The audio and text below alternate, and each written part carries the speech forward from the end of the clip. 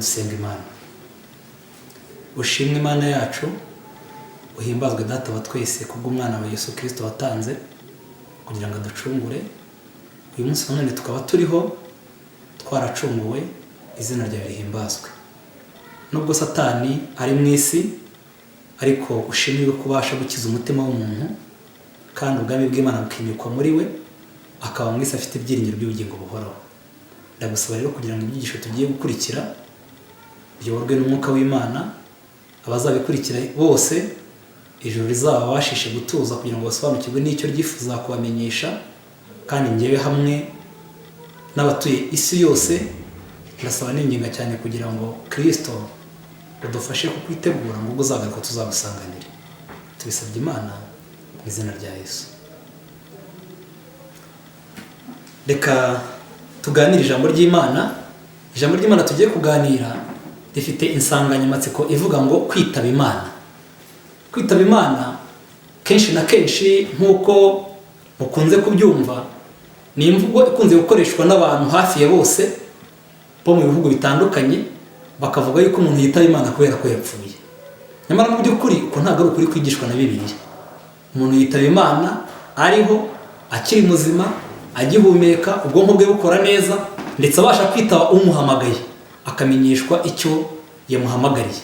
Tubona muri Bibiliya ingero z'abantu batandukanye Imana yagiye ihamagara bakayitaba. Ingeri y'ibyigisho uko bizagenda bikurikirana, tuzabona impamvu itera Imana guhamagara umuntu.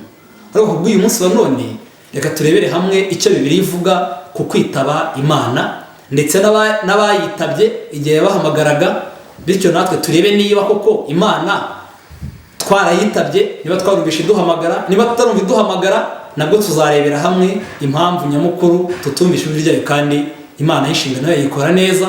Kuduhamagara yarabikoze, ahubwo haba hari uburangare bwabonetse kuri twebwe bugatuma tutabasha kwitaba Imana. Tubona mu ijambo ry'Imana mu itangiriro mu gice cyaho cya 3, niho tugiye guhera icyigisho cyacu, ahari umutwe w'amagambo avuga ngo inzoka yoshya Eva. Igihe inzoka yoshyaga Eva, tubwirwa n'ijambo ry'Imana yuko umuntu yaje gucumura. Eva yariye ku itunda ryabuzijwe n'Imana, ahaho n'umugabo we ararirya. Bamaze kurya itunda babujijwe n'Imana, baba bakoze icyaha. Bamaze gukora icyaha, turasoma duhereye ku murongo wa 8, ahari umutwe uvuga ngo Imana ihana inzoka na Adamu na Eva. Umurongo wa 8 baratubwiye ngo bumva imirindi y'Uwiteka Imana igendagenda hagati muri ya ngobyi mu mafu ye ni munsi. Wa mugabo n'umugore we bihisha hagati y'ibiti byo muri iyo ngobyi amaso y'Uwiteka Imana. Umurongo wa 9 baratubwira ngo Uwiteka Imana ihamagara uwo mugabo, iramubaza iti urihe. Nitureba muri Bibiliya zacu ahagana hasi ahari ubusobanuro, aho batubwiye ngo bumva imirindi y'Uwiteka, murahabona akanyuguti ka B. Imirindi baradusobanuye ngo ni ijwi. Byumvikane ko ntabwo Imana igira imirindi, ahubwo igihe bumvaga ijwi ry'Uwiteka ribahamagara, Imana yabahamagaje ijwi ryayo. Bamaze kumva ijwi ry'Uwiteka, aho kugira ngo bayitabe, tubonye ku murongo ukurikiyeho wa 10 umugabo n'umugore bagerageje kuyihunga. Umurongo wa 10 baratubwiye ngo arayisubiza ati numvishe imirindi yawe muri iyi ngobyi, cyangwa se numvise ijwi ryawe nk'uko twabibonye muri iyi ngobyi, ntinyishwa nuko nambaye ubusa ndihisha. Adamu n'umugore we ni umuntu wa mbere tubonye muri Bibiliya tubwiwe n'ijambo ry'Imana ko Imana yamuhamagaye, ariko nk'uko tubibonye ntabwo yitabye Imana, ahubwo yahunze Imana. Nk'uko tubyumvise yagiye kwihisha. Tubona mu itangiriro nanone mu gice cya 22 umurongo waho wa mbere ndetse n'umurongo wa 11, undi muntu wahamagawe n'Imana. Umuntu wahamagawe n'Imana ni umuntu bita Aburahamu. Aburahamu ku murongo wa mbere cya 22 baratubwira ngo hanyuma y'ibyo Imana igerageza Aburahamu, iramuhamagara iti Aburahamu, aritaba ati karame. Niba Imana tubona ko yahamagaye Aburahamu kandi nawe akitaba, ni ikimenyetso cy'uko nge nawe ibasha kuduhamagara kandi natwe tukagira gute tukitaba. Turagerageza gusoma amasomo asa nk'aho ari menshi ngo twumve abantu batandukanye Imana yagiye ihamagara. Nihuse mu itangiriro 46 turasoma ku murongo waho wa 2, tubona undi muntu Imana yahamagaye. Itangiriro igice cya 46 turasoma ku murongo wa 2. Hari umuntu wita Yakobo ajya mu Egiputa, Imana ihamagara Isirayeli mu iyerekwa rya nijoro iti Yakobo Yakobo, aritaba ati karame. Imana yacu ihabwa icyubahiro. Urabona ko Imana ifite abantu batandukanye yagiye ihamagara, kandi igihe yabahamagaraga bakamenya gutandukanya ijwi ryayo n'andi majwi yose abasha guhamagara abantu muri ubwo buzima. Turabona ko Yakobo igihe Imana yamuhamagaraga yabashije kumwitaba, kandi ku murongo wa 3 tubona ko Imana yamubwiye icyo yamushakira, akamubwira iti ndi Imana ya so, ntutinye kumanuka ngo ujye muri Egiputa, kuko ariho nzakugira ishyanga rikomeye. Iki ni ikimenyetso cy'uko Yakobo yasobanukiwe neza n'umuhamagaye wari we, kandi amenya ko ari Imana yamuhamagaraga. Imana yacu ihabwa icyubahiro. Reka twihute kuko hari icyigisho cyacu twifuza ko kituganisha mu gihe turi mu gutangira. Turasoma irindi somo riboneka mu kuva igice cya 3. Mu kuva igice cya 3 tuhasanga igitekerezo cy'Imana ibonekera Mose mu gihuru cyaka umuriro. Igihe Imana yabonekeraga Mose mu gihuru cyaka umuriro, tubona ku murongo wa 2 ngo marayika w'Uwiteka amubonekerera mu kirimi cy'umuriro kiva hagati mu gihuru cy'amahwa, arareba abona icyo gihuru cyakamo umuriro nticyakongoka. Umurongo wa 3 Mose aribwira ati reka ntambike ndebe iri shyano riguye, menye igituma igihuru kidakongoka. Umurongo wa 4 Uwiteka abonye yuko atambikishwa no kubireba, Imana iramuhamagara iri hagati muri icyo gihuru iti Mose Mose, aritaba ati karame. Tubona ku murongo wa 5 ko Imana yamubwiye iki mushakira, ariko none ntabwo aricyo tugiye kureba. Cyo twashaka kureba muri uyu murongo ni uburyo Imana yo ubwayo yahamagaje akanwa kayo, igahamagara Mose, igahamagara Yakobo, igahamagara Aburahamu, igahamagara Adamu ndetse na Eva, kandi bakamenya ko ijwi ribahamagaye ari iry'Imana, hanyuma bakaryitaba. Icyigisho cyacu tugiye kugishingira kandi dutinde cyane mu gitabo cya mbere cya Samweli igice cyaho cya 3. Dufate Bibiliya zacu abadukurikiye kugira ngo tubashe gusangira aya magambo tugiye gusoma, aho tugiye kureba ikiganiro kigari cy'undi muntu Imana yahamagaye, kandi igihe Imana yamuhamagaraga atinda kumenya ko ari imuhamagara. Nawe birashoboka yuko waratinze kumenya ko Imana iguhamagara, birashoboka yuko waritabye abandi batari Imana, ariko kuri uyu munsi niwumva ijwi ryayo ntiwinangire umutima, ahubwo wige gutega amatwi, wige kumva neza kugira ngo umenye uko Imana ihamagara, ndetse n'igihe aba yaraguhamagaye ukaba waragize ngo ni ibindi biguhamagara, witabe bigishoboka. Yesu aciciye ku ntebe y'imbabazi, kuko icyo agushakira ni ubugingo, ntabwo ari urupfu. Reka dusome igice cya 3 cy'urwa mbere rwa Samweli, aho tubona Imana ihishurira Samweli bizaba ku nzu ya Eli, ariko ntabwo aribyo tugiye gutindaho. Tugiye gutinda ku Imana yakoze. Umurongo wa 1 uwo mwana Samweli yakoreraga Uwiteka imbere ya Eli. Haleluya. Aha ndagira ngo dutekereze kuri iki kintu. Uyu mwana Samweli amateka ye abiga Bibiliya murayazi, yakoreraga Uwiteka imbere ya Eli. Tugiye muri Bibiliya tukareba amakuru ya Eli, haba ari mu gice cya 2 ndetse n'icya mbere cy'urwa mbere rwa Samweli, turasanga Eli yari umutambyi w'Uwiteka. Umwana Samweli yari yaratuwe n'ababyeyi be, araza ahabwa umutambyi, abaho ngaho akorera Imana. Ariho ngo batubwiye ngo uyu mwana Samweli yakoreraga Uwiteka imbere ya Eli. Eli nk'umutambyi, uyu munsi wa none dufite abahagaze mu mwanya w'abatambyi, twavuga kandi nako biri karaba pasitori.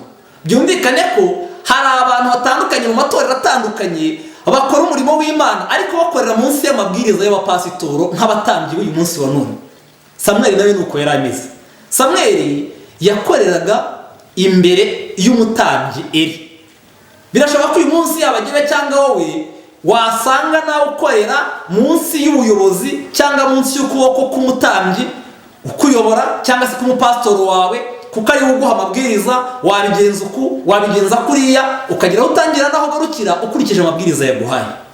Ariko ijambo ry'Imana riratubwira ngo kandi muri iyo minsi, igihe Samweli yakoreraga imbere y'umutambyi Eli, muri iyo minsi ijambo ry'Imana ryari ingumi. Icyo ni kimwe. nta kwerekwa kwari kweruye. Iki kintu ndagira ngo tukivugeho neza. Niba batubwiye ngo muri iyo minsi ijambo ry'Imana ryari ingume, ariko Samweli agakomeza gukorera imbere y'umutambyi. Rero ikintu tukiganireho neza. Turabona mu Baheburayo igice cya mbere umurongo wa mbere ndetse n'uwa kabiri hari isomo ngira ngo tubanze dusome. Abaheburayo igice cya mbere umurongo wa mbere ndetse n'uwa kabiri baratubwira ngo kera Imana yavuganiye na ba sogokuruza mu kanwa k'abahanuzi mu bihe byinshi no mu buryo bwinshi. Haleluya! Imana yavuganiye n'abahanuzi, Imana yavuganiye na ba sogokuruza mu kanwa k'abahanuzi mu bihe byinshi no mu buryo bwinshi. Ubwo turimo turareba uburyo Imana yakoreshaga mu bihe bya kera. Yavuganaga na ba sogokuruza bacu ariko ibicishije mu kanwa k'abahanuzi mu buryo butandukanye. Ariko uyu munsi wa none umurongo wa kabiri, naho muri iyi minsi y'imperuka, muri iki gihe cyacu turimo, yavuganiye natwe mu kanwa k'umwana wayo, uwo yashyiriyeho kuba umuragwa wa byose, ari we waremesheje isi. Izina ry'Imana rihimbazwe.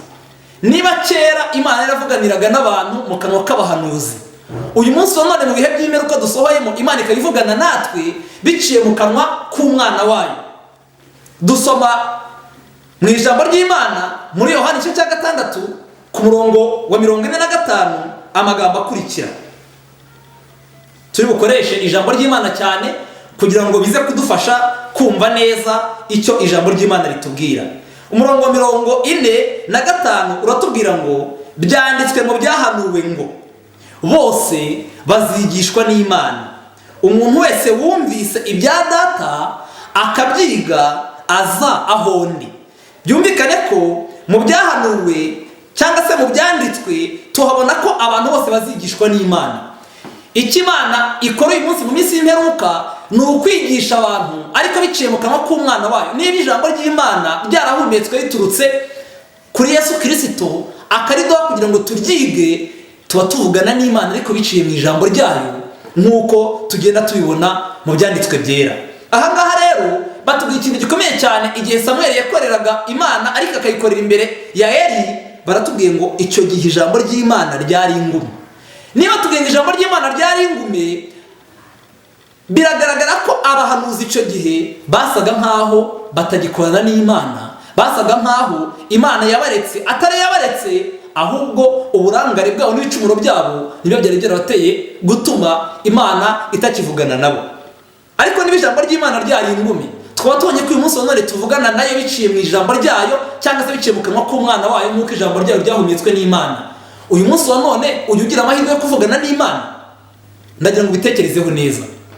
Wibuke yuko batubwiye ngo ijambo ry'Imana ryari ingume, nta kwerekwa kwari kweruye. Niba amayerekwa Imana yari yakoreshaga ibicishije mu bahanuzi, bakagenda bakaburira rubanda cyangwa bakaburira ba sogokuruza bakamenya ubushake bw'Imana, uyu munsi wa none ntabwo amayerekwa yakoraga muri icyo gihe ari yakoreshwa, ahubwo Imana ishaka kuvugana natwe biciye mu ijambo ryayo. Ndagira ngo tuze gutekereza neza turebe niba uyu munsi wa none Imana ijya ivugana natwe biciye mu ijambo ryayo. Kwiga ijambo ry'Imana kwanjye nawe bizagira agaciro cyane ari uko igihe ugiye kuryiga wumvisemo icyo Yesu abwira umutima wawe, umenyemo neza ubushake bw'Imana kandi ukabuhuza n'imibereho yawe, ukamenya neza niba icyo Uwiteka gusabira mu ijambo rye ari nacyo kiyobora imibereho yawe.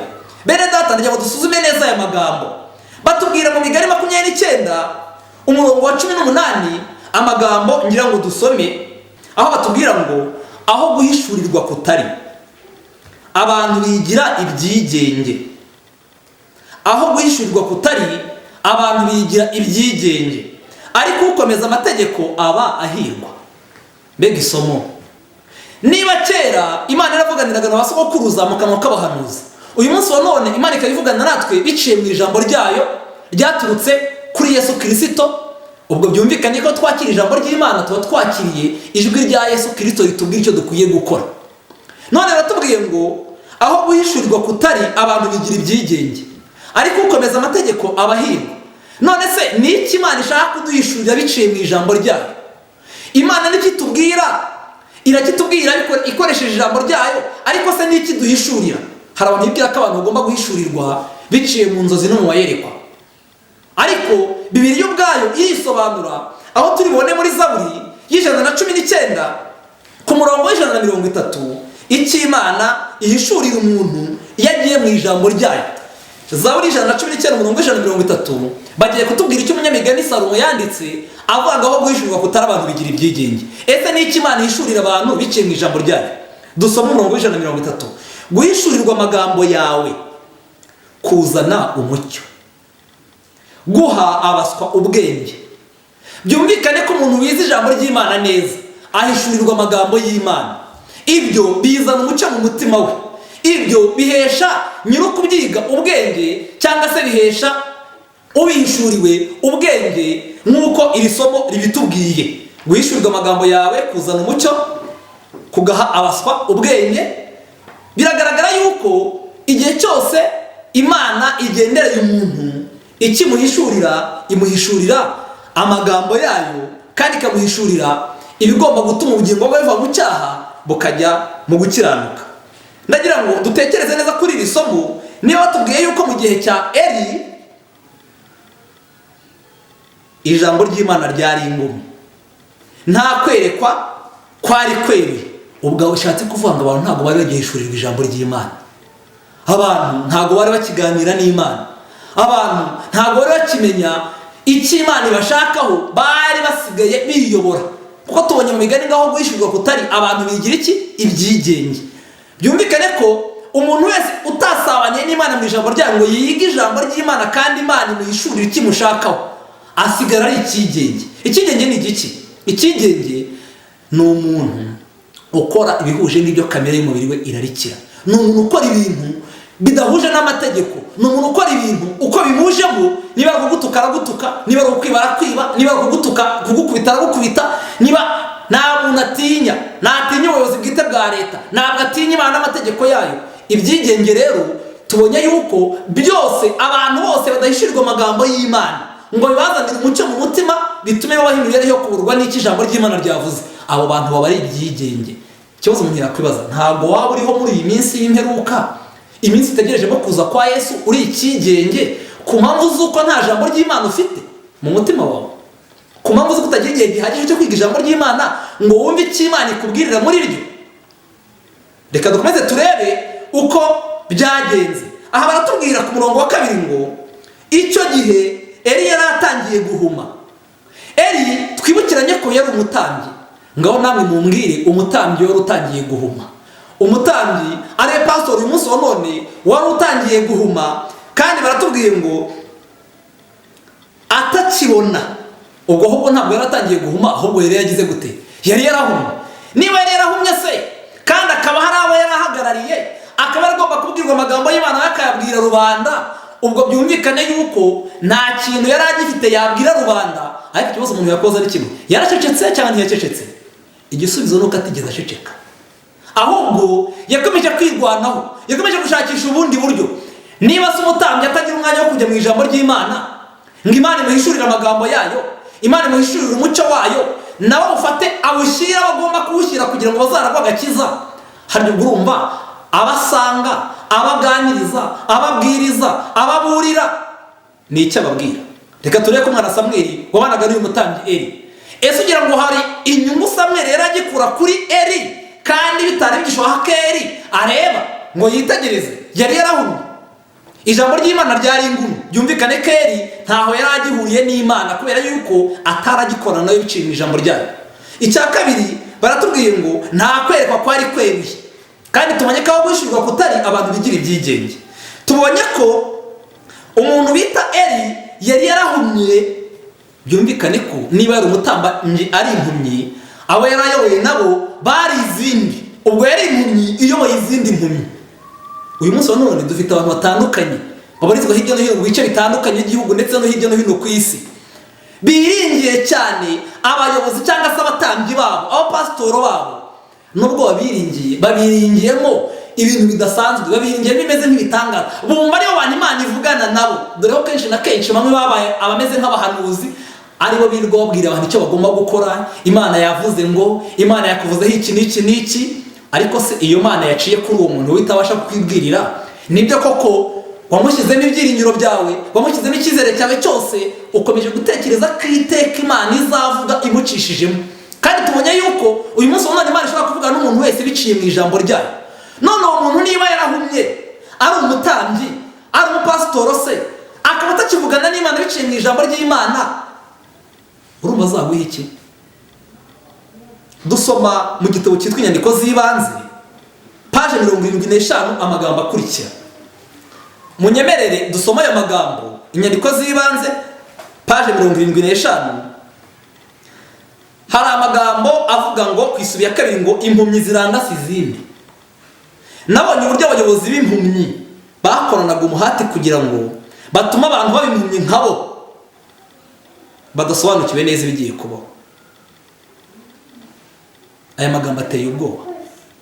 Niba tubonye ko uyu muyobozi cyangwa se uyu mutambyi abamuyoboreraga munsi bose niba bahaga amabwiriza, niba babwira ko bagomba gukora, niba babwira ko bagomba kuramya Imana no kuyisenga, mu yandi magambo yabashyiragaho umurongo ngenderwaho bagomba kugenderaho. Yajya kubigisha akabigisha ibintu bihuje naho ubumenyi afite bugarukiye.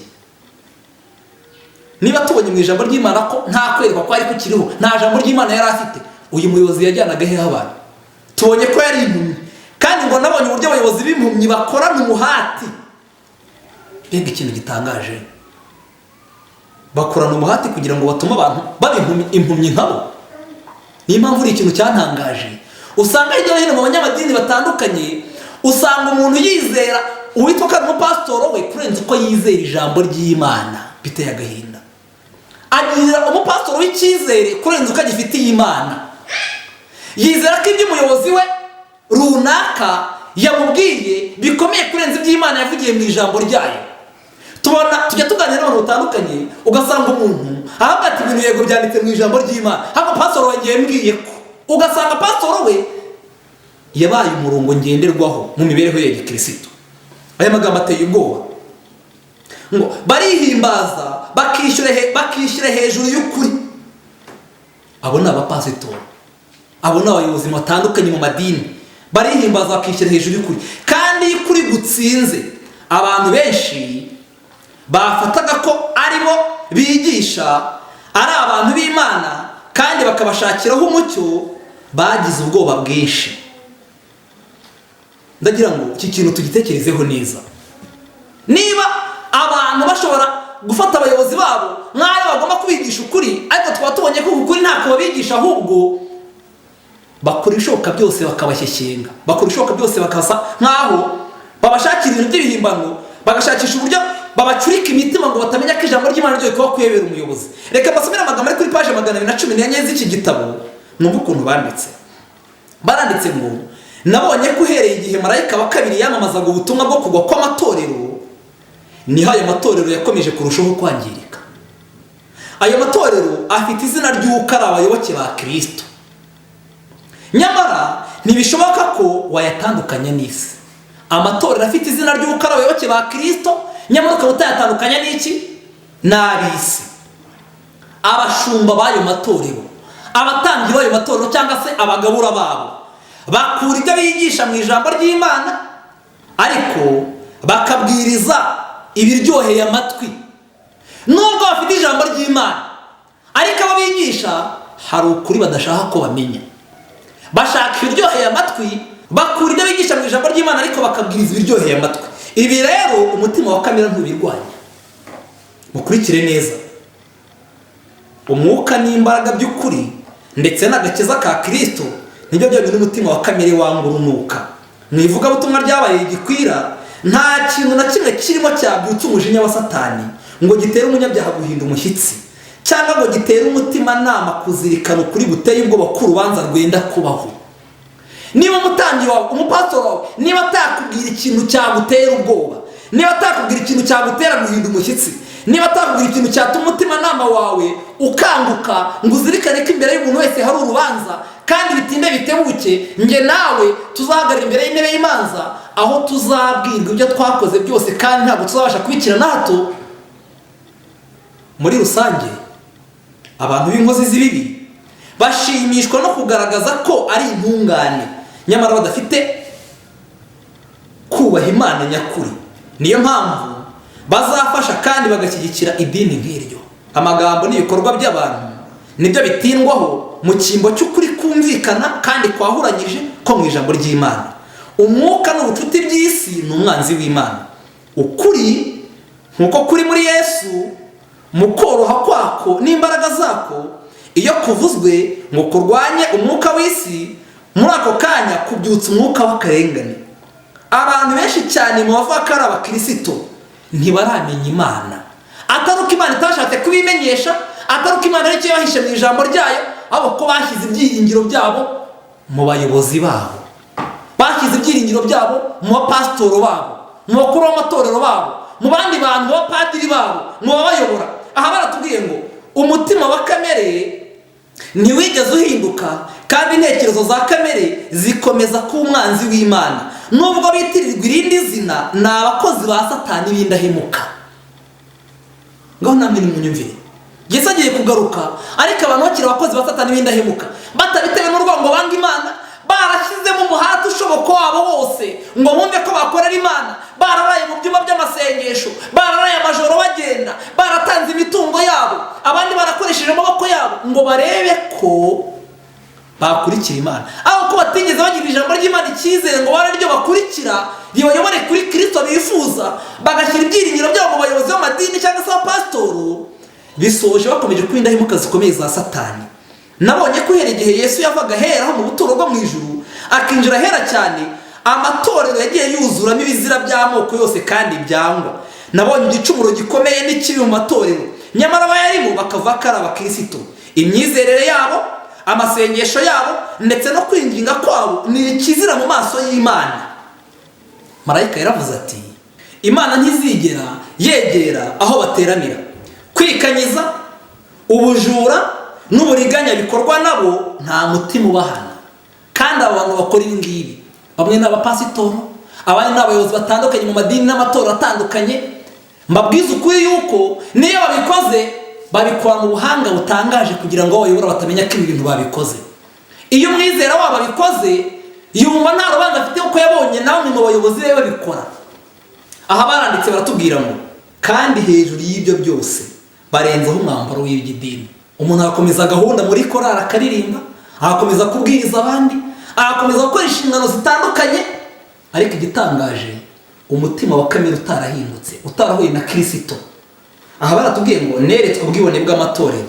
Imana ntiri mu ntekerezo zabo, intekerezo zabo za kamere nibo zihugiraho, barimbisha imitindi y'imibiri yabo ipfa, maze barangiza bakireba bakumva banyuzwe kandi banezerewe. Iyo Yesu n'abamarayika babarebye barababara. Iyo Yesu n'abamarayika babarebye barababara. Kubera iki? Ibyiringiro byabo byose babishyize mu bayobozi babo, ntabwo bashaka kuyoborwa n'ijambo ry'Imana. Mwumva amagambo ateye ubwoba. Mu Rwanda rwa Samweli igice cya 3 twasomaga umurongo wa 3 baratubwiye ngo bukeye mu maryama ajya ku buriri bwe. Amaze kujya ku buriri bwe, itara ry'Imana ryari ritarazima, kandi Samweli yari aryamye mu rusengero rw'Uwiteka aho isanduku y'Imana iba. Izina ry'Imana rihimbazwe. Nubwo umutambyi, nubwo pastor wawe yaba yarahumye, nubwo yaba ari impumyi, umva ikintu gitangaje. Baratubwiye ngo bukeye mu maryama umutambyi ajya ku buriri bwe, ariko nubwo yabaye impumyi kandi akaba yibereye ku buriri bwe, akaba yiryamiye akurikiranye umusaruro uzava mu buyoboke afite. Ariko Imana iduhaye ibyiringiro ku murongo wa 3 ngo itara ry'Imana ryari ritarazima. Ijambo ry'Imana muri Zaburi 119 umurongo wa 105 baratubwira ngo ijambo ryawe ni itabaza ry'ibirenge byanjye, ni umucyo umurikira inzira zanjye. Niba ijambo ry'Imana ari ryo tabaza ry'ibirenge, ibirenge bibiri bisobanura ko ari intekerezo, rikaba ritarazima nk'uko mu buturo bwera byari bimeze, cyangwa se mu rusengero rw'Imana aho uyu mutambyi Eli yakoreraga. Nubwo yari impumyi akaba yari yarahumye, ariko itara ry'Imana ryari ricyaka. N'uyu munsi wongera cyari ibyiringiro yuko Yesu akicaye ku ntebe y'imbabazi, ijambo ry'Imana riracyafite imbaraga zaryo, ribasha kugufasha, ribasha kumfasha. Kandi uwajya kwiga ijambo ry'Imana arikuye ku mutima, agakura amaso n'ibyiringiro ku bayobozi b'amadini atandukanye, akayahanga ijambo ry'Imana, afite amahirwe yo kuba yakira, afite amahirwe yo kuba yakumva Imana hari icyo ivugana nawe, nk'uko tugiye kubibona. Dukomeze dusome ngo Samweli yari aryamye mu rusengero rw'Uwiteka. Amen. Aho isanduku y'Imana iba. Samweli nubwo yakoreraga munsi y'ukuboko kwa Eli nk'umutambyi, nubwo waba ufite inshingano zitandukanye, aho ukorera mu idini ryawe, aho ubarizwa hirya no hino, ariko urahirwa niba umutima wawe ukifuza Imana, urahirwa niba ukifuza guhishurirwa amategeko yayo, urahirwa niba ukifuza ko ijambo ry'Imana warimenya ukarigenderamo, kumvira ijambo ukarigenderamo, ugasaba Imana kukuzamura kandi ikakuzahura. Ni ibanga rikomeye ryatuma hari icyo Imana ikorera umutima wawe, iyo nzara n'inyota uyigumane. Samweli batubwiye ko yaryamaga mu rusengero rw'Uwiteka, aho isanduku y'Imana iba mu buturo bwera. Batubwira ko isanduku y'Imana yabaga mu cyumba cy'ahera cyane. Umurongo wa 4 aratubwira ngo aho Samweli yari aryamye, yagiye kumva ngo maze Uwiteka ahamagara Samweli, nawe ati karame. Turabona Uwiteka ahamagara, turabona Samweli yitaba. Ahantu tugiye gushingira cyane icyigisho cyacu, niba Uwiteka yarahamagaye Samweli akitaba, ikibazo kirabaza ngo Samweli yitabye koko umuhamagaye cyangwa yitabye utamuhamagaye? Aha baratubwira ngo amaze kwitaba ngo karame, arirukanka asanga Eli, ati nditabye kuko umpamagaye. Eli ati singuhamagaye, subira kuryama. Nuko asubira kuryama. Mbega ishyano! Aho we ntabwo wasanga warumvisha Uwiteka aguhamagara ngo we mu bidatunganye byawe Uwiteka aguhamagara hari ikintu gikomeye ashaka kukumenyesha, aho kugira ngo witabe Uwiteka aguhamagaye ukagira ushake no kwitaba ukava muri ibi na biriya. Ariko igitangaje, ukitaba umuyobozi w'idini yawe, ukitaba undi muyobozi w'idini. Amakuru nk'aya ngaya jewe ubwanjye muvugana yambayeho. Uwiteka yarampamagaye, igihe yampamagaraga mba mu idini rimwe njya mu rindi. Uwiteka aramurikirana arongera arampamagara, mba mu idini rimwe ngenda mu rindi. Uwiteka arongera arampamagara. Ku nshuro nk'iya 4 nibwo namenye icyo Uwiteka yashaka kumbwira, nibwo nahishuye Kristo Yesu wampamagaraga, nicyo yashaka ko menya, icyo yashaka ko nkora ndagisobanukirwa. Ariko nari maze kwizenguruka mu bantu batandukanye, nitaba abantu batandukanye, aho kugira ngo nitabe Imana yampamagaraga. Byabaye kuri Samweli. Mu wa 6 Uwiteka yongera guhamagara Samweli, arabaduka asanga Eli, aravuga ati nditabye kuko umpamagaye. Aramusubiza ati mwana wanjye singuhamagaye, subira kuryama. Umurongo wa 7 ariko Samweli yari ataramenya Uwiteka kandi atarahishurirwa n'ijambo rye, nk'uko njye nawe turi. Ntabwo turasobanukirwa neza Uwiteka, ntabwo turasobanukirwa neza n'ijambo rye. Nubwo benshi mubona Bibiliya, bamwe ngo Bibiliya ni inyanja, abandi ngo Bibiliya irakomeye, abandi ngo ntabwo nayiga ngo nyumve. Nibyo koko ubwenge bwawe n'ubumenyi buke ufite ntabwo urabasha gusobanukirwa neza n'ijambo ry'Imana. Ariko nubwo utarabisobanukirwa, ukaba ukiri mutoya, ukaba utaramenya neza Uwiteka, icyampa Imana ukemera gutega amatwi ijambo, aho kugira ngo uzajye wadaduka wiruka usanga abayobozi batandukanye mu idini, ukirukanyira cyane muri Bibiliya mu ijambo ryawe, ukiga unasenga usaba Imana ngo iguhishure icyo yifuza kukumenyesha. Imana iravuga, Imana irahamagara, kandi ihamagara umuntu muzima. Ntabwo Imana ihamagara abapfu, ntabwo Imana ari Imana y'abapfuye, ahubwo ni Imana y'abazima. Nubwo Samweli yari atarasobanukirwa nk'uko nawe umeze, Uwiteka ahamagara Samweli bwa 3, arabaduka asanga Eli, ati nditabye kuko umpamagaye. Mu mbabarire mwumve inshuro zose Imana yagerageje guhamagara Samweli, Samweli akitaba umuyobozi w'idini rye, Samweli akitaba umutambyi cyangwa se umupasitori. Nawe utekereza igihe Uwiteka yaba yaragerageje guhishura ikibazo cy'umutima wawe, ashaka kuguha agakiza, ashaka kugukiza kurimbuka, ashaka kugukiza urupfu rw'iteka ryose.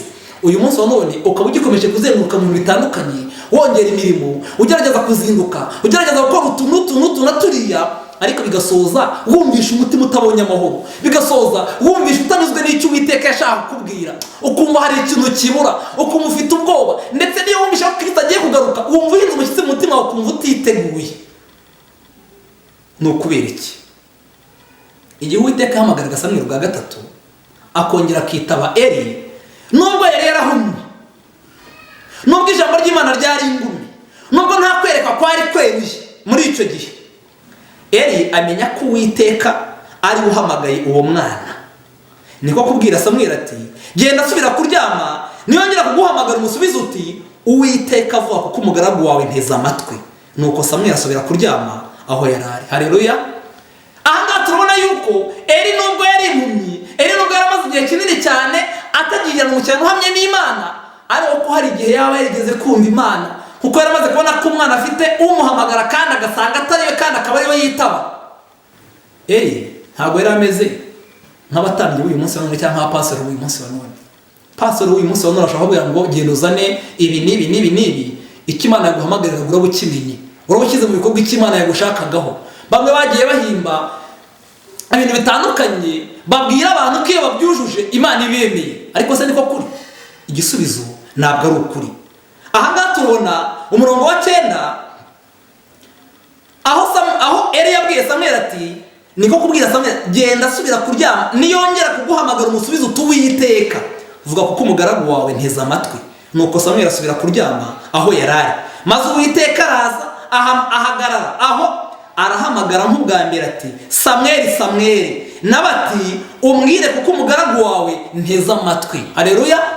Aha turabona neza uburyo Samweli ku nshuro ya 4 nibwo yasobanukiwe n'Uwiteka wamuhamagaraga, nibwo yamwitabye ati umbwire kuko umugaragu wawe nteze amatwi.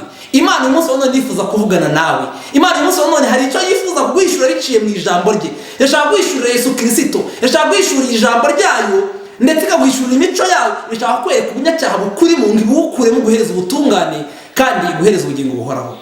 Ndagira ngo muvandimwe mubwire neza yuko nta muntu n'umwe wigeze ashyirwaho muri ubu buzima ngo ahinduke icyitegererezo, ahinduke umusigarizi wa Kristo kugeza ubwo wamwitaba, kuko nta muntu wahesha undi ubugingo. Abantu benshi cyane umunsi wa none bagiye mu kuri kw'amategeko y'Imana, bagiye mu buremere bw'iki ijambo ry'Imana ribasaba, bakabuzwa kwitaba cyangwa se gukira mu bikorwa by'ijambo ry'Imana ribasaba n'amategeko n'amabwiriza byashyizweho n'abayobozi b'amadini babo. Bazi neza ko iby'Imana isaba ari ibi, ariko bagakora biriya. Mubwire mwene data wo ukurikiye iki cyigisho, nushaka kuvana amaso ku bayobozi b'idini, Yesu agiye kugaruka kandi vuba cyane, vuba bidatinze kurenza uko nabigusobanurira. Reka gukomeza guhanga amaso abayobozi mu by'idini, ishyiremo igitekerezo gishya, usaba Imana igishyikire mu mutima wawe.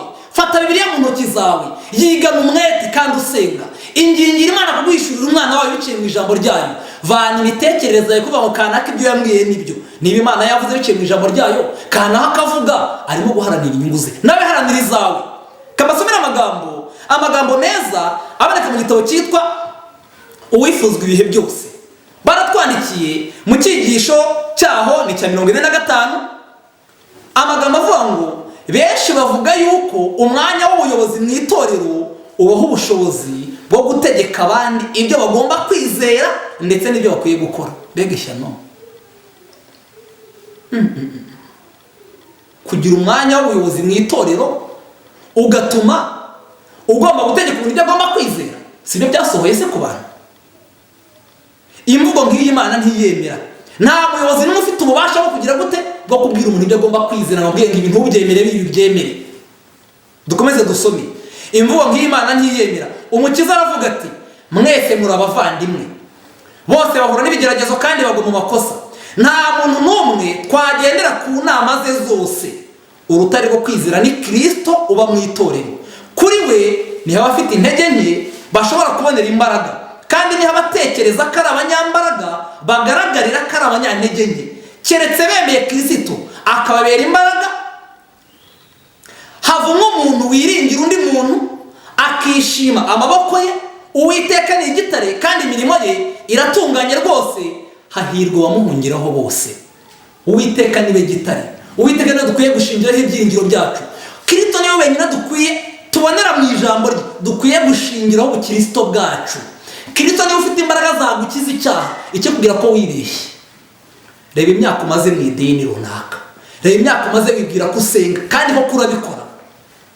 Ni ikihe cyaha wavanga icyaha naragikize n'iki naragikize n'iki naragikize? Niba warabiretse mu bigaragara kugira ngo abantu bagire ngo warakijwe koko, n'utekereza gutekereza kuva mu gitondo ubyutse kugeza ugiye kuryama, ugatekereza abantu baba wabwiye nabi, ugatekereza uburiganya baba bakubonetsemo, ugatekereza ubuhehesi buba bwakujemo, ugatekereza ubujura buba bwakujemo, ugatekereza amagambo aba guca mu kanwa, ugatekereza umujinya n'amahane bikugaragaramo, ugatekereza ibyaha n'ibindi ntarondoye biyobora imibereho yawe, imitekerereze nubwo abantu batabibona. Uwiteka wasoma umutima.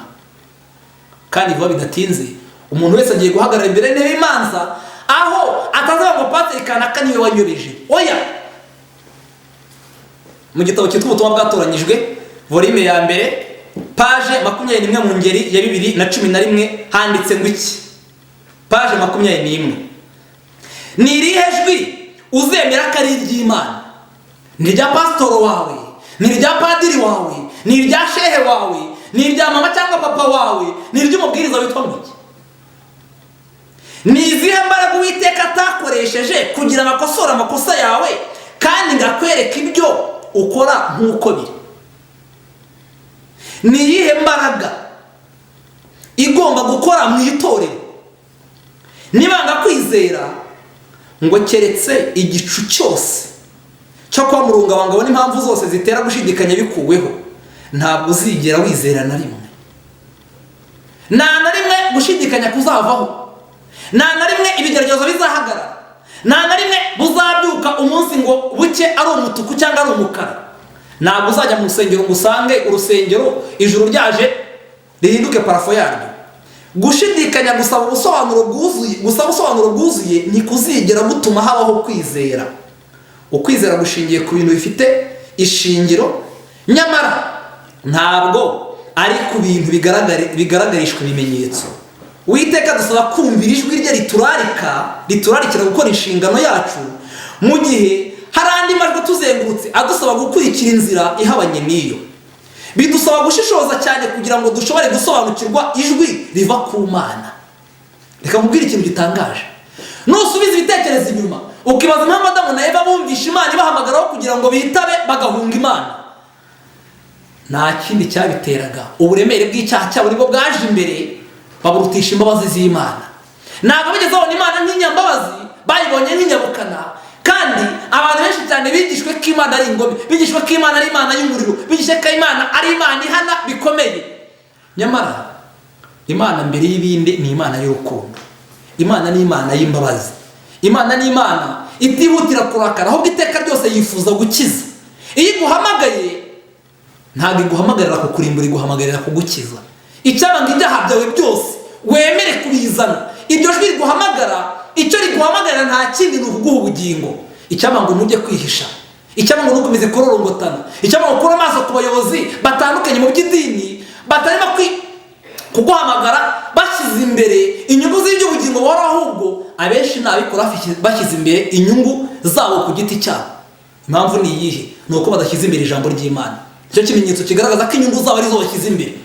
Niba bashyize imbere ijambo ry'Imana ntabwo bazarobanura Bibiliya uhereye mu itangira ukagera mu byahishuwe harimo ijambo ry'Imana, tuzabireba. Kandi iryo jambo ry'Imana niryo njye nawe dusabwa kwiga, niryo dusabwa kumvira, niryo Imana izakoresha ngo igire icyishurira imitima yacu, niryo Imana izakoresha iduhamagara. Aha baratubwiye ngo tugomba gushishoza cyane kugira ngo dushobore gusobanukirwa ijwi riva ku Mana. Kubera iki? Abantu bahamagara ni benshi. Ubutunzi bw'isi burahamagara, Satani agahamagara, abanyamadini bagahamagara. Ariko biragusaba gushishoza cyane, biragusaba kwiga ijambo ry'Imana cyane, biragusaba gusenga cyane ngo uhitemo Yesu, kandi Yesu wenyine gusa. Tugomba kurwanya no gutsinda ibituyobya, kandi tukumvira ijwi ry'umutimanama nta kubijyaho impaka cyangwa ngo tubererekere ikibi. Niba bitaba bityo, imbaraga y'umutimanama izaceceka, bityo ubushake bw'umuntu n'imbaraga idategeka imusunika aba ari byo bimuyobora. Ijambo ry'Uwiteka riza kuri twe twese abatarwanya mwuka we, babinyujije mu kwiyemeza kutumva no kutumvira. Iri jwi ryumvikanira mu miburo, mu nama ndetse no mu gucyaha. Imiburo, inama zivuye mu ijambo ry'Imana ndetse no mu gucyaha niho ijwi rirarika umuntu, n'ijwi ry'Imana rihamagarira iteka ryose. Imana ikohereza umuburo yifuza ko wayumvira, ikohereza umuburo yifuza ko wayitaba. Imana itanga inama zitandukanye mu ijambo ryayo, Imana yifuza ko wazumvira kugira ngo uve mu rupfu ujye mu bugingo. Imana ibyo byose byanze ikoresha gucyaha. Icyo Imana igushakaho ni ukumvira ijwi ryayo riguhamagara, kandi icyo riguhamagarira, nongere bisubiremo, Imana yifuza kugukiza. Niba dutegereje ihamagara riranguruye cyane cyangwa amahirwe aruseho, umucyo ushobora gukurwaho maze tugasigara mu mwijima. Bishatse kuvuga ngo igihe gishize Imana ikora ibishoboka byose ngo iguhamagare, ariko uko bukeye umucyo wumvise w'ijambo ry'Imana ukurarikira kuyisanga. Ejo ntabwo uzagarukana imbaraga nk'izo wari ufite ejo hashize. Ejo bundi hazaza ntabwo uzagarukana imbaraga nk'izo wari ufite uyu munsi. Buhoro buhoro ijwi ry'Imana rigenda rigabanya umurego. Uko rikubwira icyo ugomba gukora uyu munsi, wowe ntugitunganye ukumva icyo pastor wakubwira.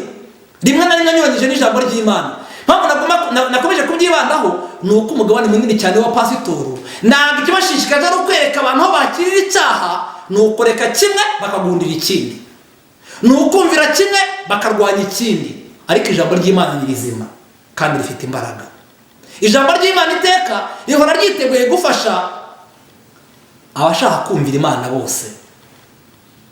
Bavandimwe, reka dutinde cyane kuri mwana Samweli. Murebe igihe yatakaje yitaba utamuhamagaye. Murebe igihe yatakaje yitaba umutambyi. Murebe igihe yatakaje yitaba umuntu utamufiteho gahunda. Kavuga ati ngiye mfite umuntu hariya gusa mu rusengero rwanjye apfa kugendera ku mabwiriza natanze. Ariko bavandimwe, dutekereze neza. Iyo ataza kugira amahirwe ngo Imana ishakisha uburyo bwose amenye ko ari imuhamagara, yari kugirwaho n'urubanza.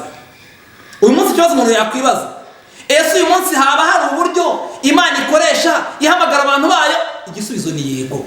Imana ifite uburyo ikoresha ihamagara abantu bayo, kandi ubwo buryo ikoresha ni ijambo ryayo. Umwigisha wese uzaca imbere yawe atemera Bibiliya azaba ari umwigisha w'ibinyoma. Ese wowe waba umenya igihe Uwiteka yaguhamagariye? Ijambo rye ryiza ritsinda umutima wawe ukumva hari Uwiteka kurarikira kumusanga. Niba ariko byakugendekeye uyu munsi wa none, uri mu murongo ijambo ry'Imana rikuyoboramo, cyangwa uri mu murongo abanyamadini bakuyoberejemo? Uyu munsi se haba hakiri amahirwe yo kwisubiraho ukitaba Imana? Bitekerezeho neza. Yesu akikiye ku ntebe y'imbabazi, ufite amahirwe yo kuba wakwitaba Imana bikemera, izina ry'Imana rihimbazwe. Dusoma mu Baheburayo 3:7, Abaheburayo 3:7, ndetse dushaka umusozo, ijambo ryiza cyane rihanditse aho batubwiye ngo nuko rero nk'uko Umwuka Wera avuga ati, uyu munsi nimwumva ijwi ryayo ntimwinangire imitima. Uyu munsi nimwumva ijwi ryayo ntimwinangire imitima. Izina ry'Imana rihimbazwe. Dusome irindi somo riboneka muri Yeremiya 3:13. Yeremiya 3:13, aho batubwiye ijambo ryiza cyane. Baratubwira ngo icyo nshaka ni kimwe, ni ukwemera ibyaha byawe, ibyo wacumuye ku Uwiteka Imana yawe, uyobereje inzira zawe mu mana z'abanyamahanga, munsi y'igiti cyose gitoshye, kandi ntiwumviye ijwi ryanjye, ni ku Uwiteka avuga. Aho waba waragiye hose, Imana ihamagarira umuntu kumuhishurira inenge y'umutima wa kamere afite. Imana ihamagarira umuntu kumukiza icyaha, ngo imuvane mu cyaha, mu gukiranirwa imushyire mu gukiranuka.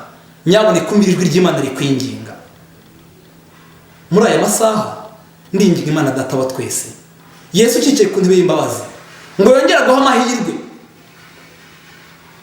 wongere wumve ijwi ry'Imana riciye mu ijambo ryayo, kugira ngo utarimbuka aho guhabwa ubugingo buhoraho. Isomo tugiye gusorezaho riboneka mu Rwanda rw'Abatesalonike 5:24. Ni isomo ryiza, ni isomo nkunda, ni isomo batuye mwese, aho nifuza ko umuntu wese yaryumva akarigira irye kandi akagirira Imana icyizere. Ni isomo rivuga ngo Rwanda rw'Abatesalonike 5, turasoma ku murongo 24, aho banditse baravuga ngo ibahamagara niyo kwizerwa no kubikora izabikora. Haleluya! Imana umugambi wayo iraguhamagarira kugukiza icyaha. Icyama ngo yemerere wakira ubuntu bwayo bukorera mu mutima, kandi kizakubwira ko wakira ubuntu bwayo bukorera mu mutima, uzasanga ijambo ry'Imana ryose uko ringana, nk'uko tuzabyiga mu cyiciro kizakurikira. Mu by'ukuri ijambo rye uzasanga rivana umuntu mu rupfu rikamugeza mu bugingo. Iri jambo ubwaryo ryifitemo imbaraga ibasha gukiza umuntu icyaha, icyampa ngo uryemerere wumvire icyo Imana ikubwira biciye muri ryo, nibwo ubugingo bwawe buzakira ukazabasha kubana no gukunze kandi agucungura iteka ryose. Gusaba kwanjye muri aya masaha ni uko wakwemererwa iry'Imana rikurarika kugira ngo udapfa ahubwo ahabwe ubugingo buhoraho. Dusoza ndagira ngo dusenga Imana. Data wa twese uri mu ijuru, ijambo ryawe ni rizima kandi rifite imbaraga. Urifuza kudukiza icyaha biciye mu ijambo ryawe ukoresha uhamagara. Icyampa ngo tubashishe kuryumvira, kandi abakurikiye icyigisho bose ubashishe imitima yabo kwemerera ijwi rya Mwuka Wera ribahamagara rikoresheje ijambo ry'Imana. Barinde kwemera ngo bahakanye ibindi kugira ngo batazarimbuka, ahubwo bazahabwe ubugingo buhoraho. Iri jambo bashishe baryumvise bose kugira cyane umutima wizera, mu izina rya Yesu.